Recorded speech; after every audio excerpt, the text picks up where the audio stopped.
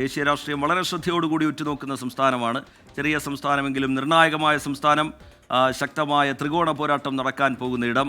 ആം ആദ്മി പാർട്ടിയെ സംബന്ധിച്ചിടത്തോളമാണെങ്കിൽ ഏറ്റവും അവരുടെ രാഷ്ട്രീയ ഭാവിയെ തന്നെ സ്വാധീനിക്കുന്ന തരത്തിലുള്ള ഏറ്റവും നിർണായകമായ തിരഞ്ഞെടുപ്പ്. അതിനോടുള്ള ഒരുക്കങ്ങൾ ഇതിനോടകം തന്നെ ആം ആദ്മി പാർട്ടിയും BJPയും കോൺഗ്രസും ഒക്കെ തുടങ്ങിക്കഴിഞ്ഞിട്ടുണ്ട്. ആം ആദ്മി പാർട്ടി മുഴുവൻ സ്ഥാനാർത്ഥികളെയും ഇതിനോടകം പ്രഖ്യാപിച്ചു കഴിഞ്ഞു, കളത്തിലേക്ക് ഇറങ്ങിക്കഴിഞ്ഞു. അതിനിടയിൽ തന്നെ സജീവമായ തെരഞ്ഞെടുപ്പ് വാക്പോരുകൾ നമ്മൾ കാണുന്നു. പ്രധാനമന്ത്രിയെ കളത്തിലിറക്കിക്കൊണ്ടുള്ള BJPയുടെ ക്യാമ്പയിൻ, അഴിമതി ആരോപണത്തെ നേരിടാൻ പ്രധാന നേതാക്കളെ കളത്തിലിറക്കിയുള്ള ആം ആദ്മി പാർട്ടിയുടെ പ്രചാരണം. മൂന്ന് മുന്നണികളും ഈ ഘട്ടത്തിൽ വെച്ച് പുലർത്തുന്ന പ്രതീക്ഷകളെ എങ്ങനെയാണ് കാണേണ്ടത് വിജയകുമാർ? രജിത്ത്, കഴിഞ്ഞ ലോക്സഭാ തെരഞ്ഞെടുപ്പിൽ ഡൽഹിയിൽ ഇന്ത്യ മുന്നണി എന്ന നിലയിൽ തന്നെയായിരുന്നു ആം ആദ്മി പാർട്ടിയും കോൺഗ്രസും മത്സരിച്ചത്.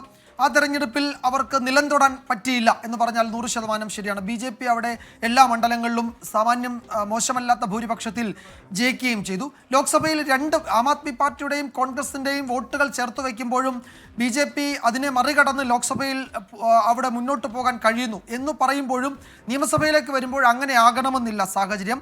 ആം ആദ്മി പാർട്ടിക്ക് അരവിന്ദ് കെജ്രിവാളിന് അവിടുത്തെ ഡൽഹി മിഡിൽ ക്ലാസ്സിനിടയിൽ നിയമസഭാ തെരഞ്ഞെടുപ്പിൽ ഒരു സ്വാധീനമുണ്ട്. ലോക്സഭാ തെരഞ്ഞെടുപ്പിൽ നരേന്ദ്രമോദിയെ പിന്തുണയ്ക്കുന്ന വോട്ടർമാരിൽ ഒരു പ്രബല വിഭാഗം നമ്മൾ കണ്ടിട്ടുള്ളത് കഴിഞ്ഞ തെരഞ്ഞെടുപ്പുകളിൽ അവർ നിയമസഭാ തെരഞ്ഞെടുപ്പ് നടക്കുമ്പോൾ അവിടെ അരവിന്ദ് കെജ്രിവാളിനെ ആം ആദ്മി പാർട്ടി എന്നതിനപ്പുറത്ത് അരവിന്ദ് കെജ്രിവാളിനെ പിന്തുണയ്ക്കുന്നു എന്നുള്ളത് തന്നെയാണ്.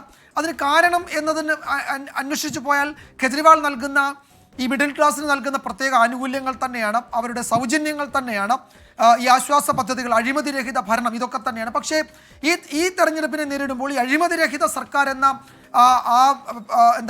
അങ്ങനെ വിശേഷിപ്പിക്കാൻ ആം ആദ്മി പാർട്ടി സർക്കാരിനെ കഴിയുമോ എന്ന സംശയമുണ്ട്. കോടതി ഏതെങ്കിലും വിഷയത്തിൽ അവർ അഴിമതിക്കാരാണെന്ന് കണ്ടെത്തിയോ എന്ന് ചോദിച്ചാൽ ഇല്ല. പക്ഷേ ഗുരുതരമായ ആരോപണങ്ങൾ ആ പാർട്ടി നേരിടുന്നുണ്ട്.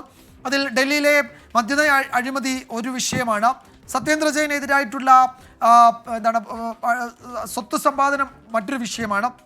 മനീഷ് സിസോദിയ അടക്കമുള്ള നേതാക്കൾ തുടർച്ചയായി ജയിലിൽ കിടന്നു എന്നുള്ളത് ഒരു വിഷയമാണ്. അങ്ങനെ പല ഇപ്പോൾ ED റെയ്ഡ് നടക്കുന്നുണ്ട് നിരന്തരം. അപ്പോൾ രാഷ്ട്രീയമായി ED വേട്ടയാടുന്നു എന്നൊക്കെ പറയുമ്പോഴും ആരോപണങ്ങൾ ഗൗരവമുള്ളതാണ്, ഗുരുതരമായ ആരോപണങ്ങൾ അവിടെ നിലനിൽക്കുന്നുണ്ട്.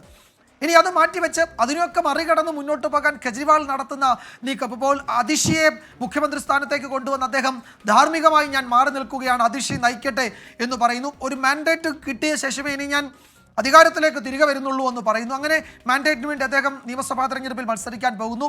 അതിനിടയിൽ പുതുതായി പ്രഖ്യാപിക്കുന്ന പദ്ധതികൾ അതൊക്കെ അദ്ദേഹം തന്നെയാണ്, കെജ്രിവാൾ തന്നെയാണ് പ്രഖ്യാപിക്കുന്നത്. ഇപ്പോൾ സിഖ് ഹിന്ദു പുരോഹിതർക്ക് നൽകുന്ന പണം, സാമ്പത്തിക സഹായം, അവരുടെ ഓണറേറിയം കൂട്ടി, അതുപോലെ തന്നെ പുതിയ പദ്ധതികൾ പ്രഖ്യാപിക്കാൻ പോകുന്നു, സ്ത്രീകൾക്ക് സൗജന്യങ്ങൾ പ്രഖ്യാപിക്കാൻ പോകുന്നു. അങ്ങനെ ഡൽഹി മിഡിൽ ക്ലാസ്സിനെ കയ്യിലെടുക്കാൻ എന്താണോ പരമ്പരാഗതമായി ആം ആദ്മി പാർട്ടി കെജ്രിവാൾ ചെയ്തത് അതിന് തുടർച്ചയാണ് ഈ തെരഞ്ഞെടുപ്പ് പ്രഖ്യാപനത്തിന് ഏതാണ്ട് 3 മാസം മുമ്പ് നമ്മൾ കണ്ടത്. അപ്പോൾ ആ സൗജന്യങ്ങളുടെ മിഡിൽ ക്ലാസ്സിന് പ്രിയപ്പെട്ട നേതാവ് എന്ന നിലയിലുള്ള ഇമേജ് ഒക്കെ തന്നെയാണ് ഈ തെരഞ്ഞെടുപ്പിലും കെജ്രിവാളിൻ്റെ കൈമുതൽ ഇൻവെസ്റ്റ്മെൻറ്റ് അത് തന്നെയാണ്. അതിൽ നിന്നുകൊണ്ടായിരിക്കും അദ്ദേഹം തെരഞ്ഞെടുപ്പിനെ നേരിടാൻ പോകുന്നത്. ഈ സേവനം ആളുകൾക്ക് എത്തിച്ചു കൊടുക്കുക, ഉദ്യോഗസ്ഥർ ബാധ്യസ്ഥരാവുക ജനങ്ങളോട്, അതുപോലെ ജനങ്ങളാണ് യഥാർത്ഥ യജമാനൻ എന്ന കാര്യം ആ നിലയിൽ ആം ആദ്മി പാർട്ടി അതിൻ്റെ രാഷ്ട്രീയ മുദ്രാവാക്യങ്ങളായി ഇതൊക്കെ ഉയർത്തിക്കൊണ്ടുവരിക. അതൊക്കെ വളരെ നല്ലത് തന്നെയാണ്, അവിടുത്തെ ജനങ്ങൾക്ക് വലിയ സ്വീകാര്യവുമാണ്. അതിൻ്റെയൊക്കെ ആനുകൂല്യത്തിലാണ് അവിടെ ഡൽഹിയിൽ സർക്കാർ തുടർച്ചയായി ആം ആദ്മി പാർട്ടി ഉണ്ടാക്കുകയും പഞ്ചാബിൽ അവർക്കൊരു സർക്കാർ ഉണ്ടാക്കാൻ കഴിയുകയും ഒക്കെ ചെയ്തത് ഈ ഡൽഹി മോഡൽ പൊളിറ്റിക്സിൻ്റെ ഭാഗം തന്നെയാണ്. പല വിമർശനങ്ങളും അരാഷ്ട്രീയ പാർട്ടിയെന്നും അവർക്ക് രാഷ്ട്രീയമില്ല, അവരുടെ നയം എന്താണ്, അവരുടെ നിലപാട് എന്താണെന്നൊക്കെ ചോദിക്കുമ്പോഴും അവിടെ മിഡിൽ ക്ലാസ്സിനെ സംബന്ധിച്ച് അവരുടെ പ്രിയപ്പെട്ട നേതാവ് കെജ്രിവാളും പ്രിയപ്പെട്ട സർക്കാർ ആം ആദ്മി പാർട്ടി സർക്കാരുമാണ്. അത് കണ്ടിട്ടുണ്ട്. പക്ഷേ ഇത്തവണ അതിലെന്തെങ്കിലും മാറ്റം വരുമ്പോൾ ഡൽഹി ഒരു ചെറിയ സംസ്ഥാനമാണ്, പക്ഷേ തലസ്ഥാന നഗരി അതിൻ്റെ ഭരണം ഇന്ദ്രപ്രസ്ഥത്തിൽ അധികാരത്തിലേക്ക് എത്തുക എന്ന് വെച്ചാൽ ഡൽഹിയിൽ അധികാരത്തിലേക്ക് എത്തുക എന്നത് BJPയെ സംബന്ധിച്ചും വലിയ അവരുടെ വലിയ ശ്രമം അവർ തുടർച്ചയായി നടത്തിക്കൊണ്ടിരിക്കുകയാണ്. ഇപ്പോൾ നേരത്തെ നമ്മൾ പറഞ്ഞു മദൻലാൽ ഖുറാന, VK മൽഹോത്ര, ഡോക്ടർ ഹർഷവർദ്ധൻ തുടങ്ങിയ നേതാക്കളൊക്കെ അവിടെ മുഖ്യമന്ത്രിമാരായി BJPക്ക് ഉണ്ടായിരുന്നു. പക്ഷേ അതിനുശേഷം ഒരു സർക്കാർ ഉണ്ടാക്കാൻ അവിടെ BJPക്ക് കഴിഞ്ഞില്ല. BJP വളരെ താഴേക്ക് പോകുന്നു. ലോക്സഭയിൽ നല്ല പ്രകടനം കാഴ്ചവെക്കുമ്പോഴും നിയമസഭയിൽ അധികാരത്തിൽ വരാൻ BJPക്ക് കഴിയാതെ ശരിയാണ്. അഴിമതിക്കെതിരായ പോരാട്ടം സജീവ ചർച്ചാ വിഷയമാക്കി അധികാരത്തിലേക്ക് വന്ന ആം ആദ്മി പാർട്ടി ഇപ്പോൾ അവിടെ നേരിടുന്ന പ്രതിസന്ധി, പാർട്ടിയുമായി ബന്ധപ്പെട്ട് നേരിടുന്ന, സർക്കാരുമായി ബന്ധപ്പെട്ട് നേരിടുന്ന പ്രധാനപ്പെട്ട അഴിമതി ആരോപണങ്ങൾ തന്നെയാണ്. വിജയകുമാർ തുടരുന്നുണ്ട്. വിജയകുമാർ, നേരത്തെ നമ്മൾ ചൂണ്ടിക്കാട്ടിയതുപോലെ ഈ ആം ആദ്മി പാർട്ടിയെ സംബന്ധിച്ചിടത്തോളമാണെങ്കിൽ കെജ്രിവാൾ മുഖ്യമന്ത്രി സ്ഥാനത്ത് നിന്ന് മാറി നിൽക്കുന്നുണ്ടെങ്കിലും കെജ്രിവാളിനെ തന്നെയാണ് ഇപ്പോഴും BJP നേതൃത്വം കടന്നാക്രമിക്കുന്നത്. കഴിഞ്ഞ ദിവസത്തെ പ്രധാനമന്ത്രിയുടെ പ്രസംഗമൊക്കെ നമുക്ക് മുമ്പിലുണ്ട്. ഈ മുഖ്യമന്ത്രിയുടെ വസതി മോടി പിടിപ്പിച്ചതുമായി ബന്ധപ്പെട്ടുള്ള വിവാദമടക്കം അവിടെ നിൽക്കുന്നു. അപ്പോഴും BJPക്കും കോൺഗ്രസിനും ഒരു പഴയ പ്രതാപകാലം തിരിച്ചു പിടിക്കാനുള്ള കോൺഗ്രസിൻ്റെ ശ്രമം അതിനെന്തൊക്കെയാണ് തിരിച്ചടിയായി ഈ ഘട്ടത്തിൽ നിലനിൽക്കുന്നത്?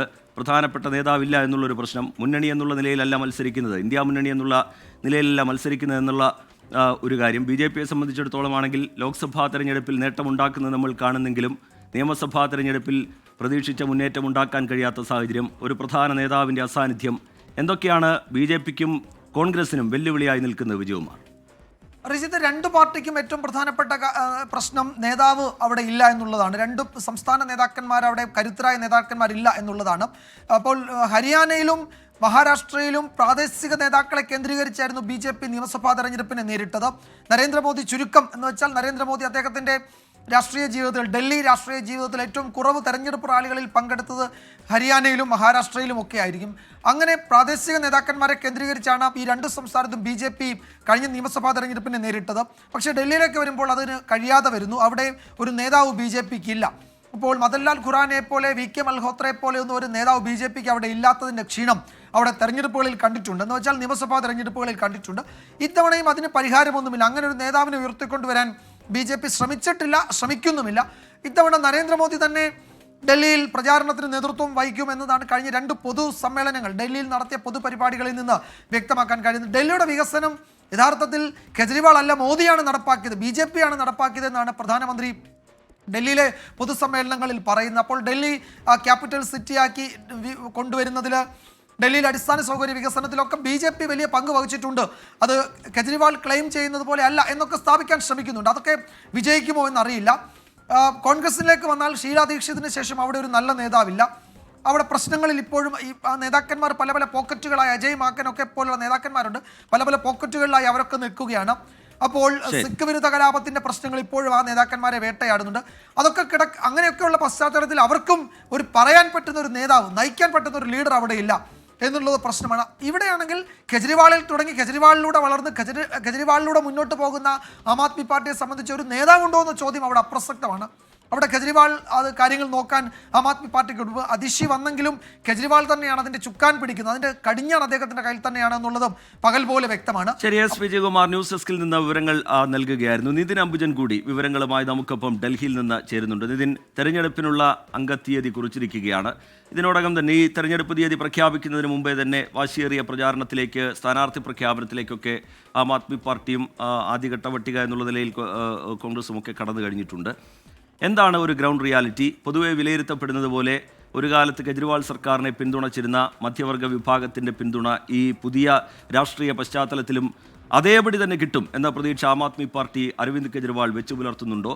ഇത്തവണ ആപ്പിനെ വീഴ്ത്താം എന്ന BJPയുടെ പ്രതീക്ഷയ്ക്ക് എത്രത്തോളം അടിസ്ഥാനമുണ്ടെന്നത്?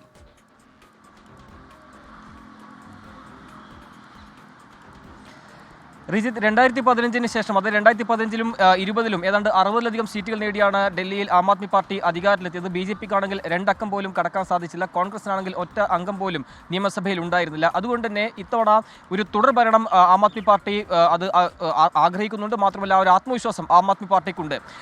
പക്ഷേ നേരത്തെ വിജയകുമാർ സൂചിപ്പിച്ച പോലെ തന്നെ 2020-ന് ശേഷം നേരിട്ട പ്രതിസന്ധികൾ, രാഷ്ട്രീയ പ്രതിസന്ധി, ഒരു പക്ഷേ രാജ്യത്ത് മറ്റൊരു സർക്കാരും മറ്റൊരു പാർട്ടിയും ഇത്തരം ഒരു രാഷ്ട്രീയ പ്രതിസന്ധി ആം ആദ്മി പാർട്ടി പോലെ നേരിട്ടുണ്ടാവില്ല. മുഖ്യമന്ത്രി ജയിലിൽ പോകുന്നു, മന്ത്രിസഭയിലെ സത്യേന്ദ്ര ജെയിൻ, മനീഷ് സിസോദിയ ഉൾപ്പെടെയുള്ള മന്ത്രിമാർ ജയിലിൽ പോകും. അങ്ങനെ ഒരു മന്ത്രിസഭയിലെ മുഖ്യമന്ത്രി ഉൾപ്പെടെ 3 മന്ത്രിമാർ ജയിലിൽ പോകുന്നു. ജയിൽ വാസത്തിന് ശേഷം മുഖ്യമന്ത്രി പദം രാജിവെച്ചു. പിന്നീട് അന്ന് അരവിന്ദ് കെജ്രിവാൾ പറഞ്ഞത് തനിക്ക് മേൽ ഉയർന്ന അഴിമതി ആരോപണങ്ങൾക്ക് ജനങ്ങൾ മറുപടി പറയും, അതിനുശേഷം തിരിച്ച് ഭരണത്തിലേക്ക് വരാം എന്നുള്ളൊരു വിലയിരുത്തൽ തന്നെ, അത്തരം ഒരു ലക്ഷ്യത്തിൽ തന്നെയാണ് അന്ന് അരവിന്ദ് കെജ്രിവാൾ രാജിവെച്ച് പിന്നീട് മുഖ്യമന്ത്രി പദം അധീക്ഷയ്ക്ക് നൽകിയത്. അതിനെല്ലാം ഉത്തരം എന്തായാലും ഫെബ്രുവരി 8 നൽകും. ആരാകും ഡൽഹിയിൽ തുടർഭരണം, അല്ലെങ്കിൽ ഡൽഹിയിലെ ഭരിക്കേണ്ടത് സംബന്ധിച്ച് 1.5 കോടി ജനങ്ങൾ ഫെബ്രുവരി 5-ന് ജനവിധി എന്തായാലും ഉണ്ടാകും. നേരത്തെ സൂചിപ്പിച്ച പോലെ തന്നെ ജനപ്രിയ പദ്ധതികൾ പ്രഖ്യാപിച്ചുകൊണ്ടാണ് ഇത്തവണയും വോട്ടർമാരെ കയ്യിലെടുക്കാൻ ആം ആദ്മി പാർട്ടി തയ്യാറാകുന്നത്. മിഡിൽ ക്ലാസിന്റെ പൾസ് അത് അരവിന്ദ് കെജ്രിവാളിന് വ്യക്തമായി അറിയാം. 2015-ലും 20-ലും ചില ജനപ്രിയ പദ്ധതികൾ പ്രഖ്യാപിച്ചു. അത് വലിയ തരത്തിൽ തന്നെ ആളുകൾക്കിടയിൽ സ്വീകാര്യമായിരുന്നു. നമുക്കറിയാം വൈദ്യുതി വിതരണത്തിലും അതോടൊപ്പം തന്നെ വെള്ളത്തിലും വമ്പൻ വിപ്ലവം തന്നെയാണ് ഡൽഹിയിൽ സംബന്ധിച്ചുണ്ടാക്കിയത്. മിഡിൽ ക്ലാസ് കൃത്യമായി തന്നെ അരവിന്ദ് കെജ്രിവാളിനൊപ്പം നിൽക്കുന്ന ഒരു നിലയുണ്ടായിരുന്നു. പക്ഷേ ലോക്സഭാ തെരഞ്ഞെടുപ്പിന്റെ രാഷ്ട്രീയ സാഹചര്യമല്ല ഡൽഹി നിയമസഭാ തെരഞ്ഞെടുപ്പിൽ ഉണ്ടാകുക എന്ന് നമുക്ക് വ്യക്തമായിട്ട് അറിയാം. അതുകൊണ്ട് തന്നെ അരവിന്ദ് കെജ്രിവാൾ എന്ന ഒരു പ്രതിച്ഛായ ഇപ്പോഴും മങ്ങിയിട്ടില്ല എന്ന് തന്നെയാണ് ആം ആദ്മി പാർട്ടി വിലയിരുത്തുന്നത്. കാരണം സാധാരണക്കാരായ ആളുകൾക്ക് അവർക്ക് വേണ്ട ആവശ്യങ്ങൾ, മൊഹല്ല ക്ലിനിക്ക്, അതോടൊപ്പം തന്നെ സ്കൂളുകളെ സംബന്ധിച്ച് അല്ലെങ്കിൽ വമ്പൻ മാറ്റങ്ങൾ, ഇതെല്ലാം തന്നെ വോട്ടായി മാറും എന്നൊരു പ്രതീക്ഷ BJP കൊണ്ടുവരും. പക്ഷേ 60 സീറ്റിന് മുകളിൽ പോയാൽ എന്തായാലും ആം ആദ്മി പാർട്ടിക്ക് അത് വലിയ നേട്ടമായി തന്നെ കണക്കാക്കാം. ഇനി സീറ്റുകൾ എണ്ണം കുറഞ്ഞാൽ പോലും ഒരു തുടർഭരണം നേടിയാൽ പോലും ആം ആദ്മി പാർട്ടി സംബന്ധിച്ച് വലിയ ആത്മവിശ്വാസമാണ്. കാരണം സമീപകാലത്ത് നേരിട്ട അഴിമതി ആരോപണങ്ങൾക്കുള്ള മറുപടി, അതോടൊപ്പം തന്നെ CAG റിപ്പോർട്ടുണ്ട്, മുഖ്യമന്ത്രിയുടെ വസതി, അത് മോഡി പിടിച്ച് ബന്ധപ്പെട്ട CAG റിപ്പോർട്ട്, ഇതിനെല്ലാം ഇത്തരമൊരു രാഷ്ട്രീയ പ്രതിസന്ധിയിൽ നിൽക്കുന്ന ഘട്ടത്തിൽ ജനവിധി വീണ്ടും അനുകൂലമായാൽ ആം ആദ്മി പാർട്ടി സംബന്ധിച്ച് വലിയ ആത്മവിശ്വാസമാകും. അതേസമയം തന്നെ കോൺഗ്രസിനാണെങ്കിൽ ഒരു തിരിച്ചുവരവ് കഴിഞ്ഞ ഏതാനും നാളുകളായി ആഗ്രഹിക്കുന്നുണ്ട്, അത്തരമൊരു ശ്രമം നടക്കുന്നുണ്ട്. പക്ഷേ ഒരു മുഖം നമുക്ക് ഡൽഹിയിലേക്ക് കോൺഗ്രസിന്റെ മുഖമായി തന്നെ ചിത്രീകരിക്കാൻ പറ്റിയ നേതാവ് കോൺഗ്രസിന് ഇല്ല എന്നത് ഏറെ തിരിച്ചടിയാണ്. അതുമാത്രമല്ല 2020 നമുക്കറിയാം ഡൽഹിയിൽ നിന്ന് വിവരങ്ങൾ നൽകുകയായിരുന്നു. രാജ്യതലസ്ഥാനത്തെ തെരഞ്ഞെടുപ്പിന് അംഗം കുറിച്ചിരിക്കുകയാണ്. ഡൽഹി നിയമസഭാ തെരഞ്ഞെടുപ്പിന്റെ വോട്ടെടുപ്പ് ഫെബ്രുവരി 5-നാണ് നടക്കുക.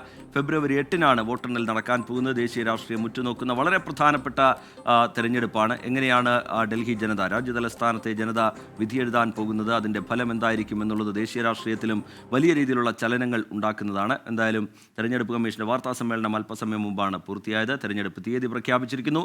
ഫെബ്രുവരി 5-ന് വോട്ടെടുപ്പ്, ഫെബ്രുവരി 8-ന് വോട്ട്.